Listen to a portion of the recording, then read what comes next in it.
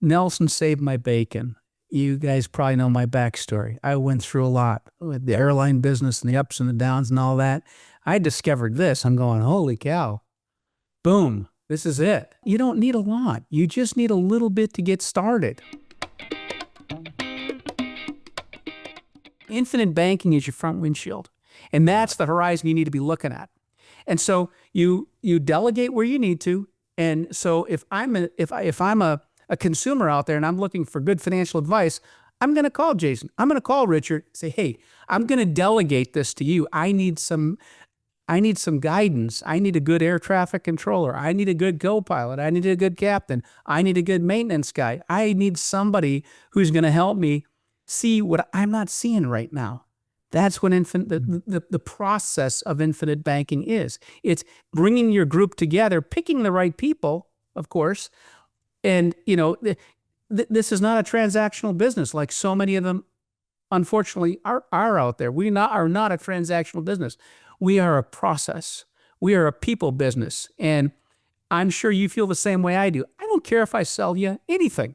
I want to make sure you're pointing in the right direction. I'm going to make sure that you're not going to hit terra firma. You're not going to hit the earth, because you were talking aviation a minute ago. In the old military context, that's called PK, probability of kill. And they talk about it in ratios for missiles and all this stuff. Well, what's the PK of the ground? 100%. You hit the ground, you're done. Well, and there is such a thing as controlled flight into terrain. But that's not a crash. That's not a PK1. That's somebody they think they've got everything going properly financially, and they're just controlling that flight right into that terrain. Well, that's the focus thing. And that's where you delegate.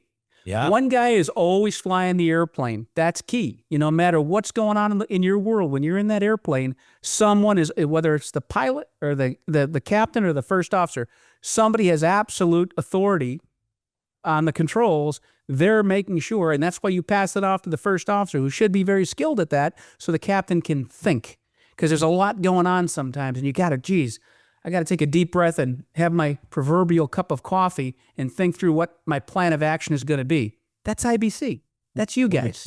Key elements there, John, that I really connect with is I think that ultimately the consumers, the clients that we serve and that we wish to serve, they have never been trained to be a pilot of their financial airplane. Right. And that's what you're flying for, it, and they're always in control. They just didn't realize it. And so they've been abdicating it to random people who also have no hours behind the wheel of a financial aircraft, but they claim to, right?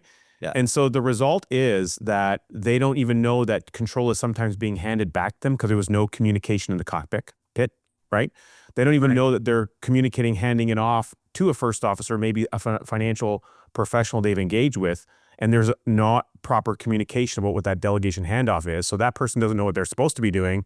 Meanwhile, this person thinks that they are doing everything for them, but that's not the case. So I think there's a lot of elements that happen here. And so ultimately, the survival of that plane, reaching a destination, landing safely, etc., all depends on that responsibility.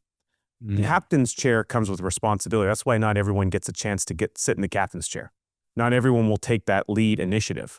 But when it comes to your financial life, you don't have a choice in the matter. You have to take on that responsibility. You are the captain of your financial life if you're listening to this. You can't. That's what the defined contribution plan is all about. It's offloading all that responsibility to the individual. There's no training from the defined benefit plan, which is what we came from. And there's only a handful of them out there. Most of them are government plans that are defined benefit plans. Most companies have gone away from that, as you all know. And so now you got these people, you get the sheet of paper that says, okay, what do you want? You want global growth? You want small cap, large cap, aggressive growth? They're like, I don't know. What does that even mean? And how much is that costing me? That's garbage. That is absolute garbage, because now you're in a partnership plan with the IRS. They call the shots. You try to get your money out of there, good luck. You can get half, or get, in the United States, $50,000 or half, which is ever less. And then you got to pay it back. IRS is 5 years. Some companies are down to 4 years, and they take it out of your paycheck. And most people don't realize you're double taxed on that money, because why? The money went in tax-free. Now you borrowed it out. You got to pay it back. as you're paying it back with what? After-tax dollars. And then ultimately at the end of the term, when you take that money out again, guess what? You're getting taxed again at what rate? We have no idea. All we know is in the United States, we got $37 trillion of debt, and only about half the people in the country are paying any taxes. Where's that money going to come from? What's going to happen here? But I do know I can't fix that by myself, but what I can do is I can build my own personal economic model founded in infinite banking where I can control it. I can go buy my real estate. I can go, if there's a great stock opportunity, I can go do that. If I want to do hard money lending, think of it. Anything you can conceive of in your mind, as Nelson would say, it's infinite.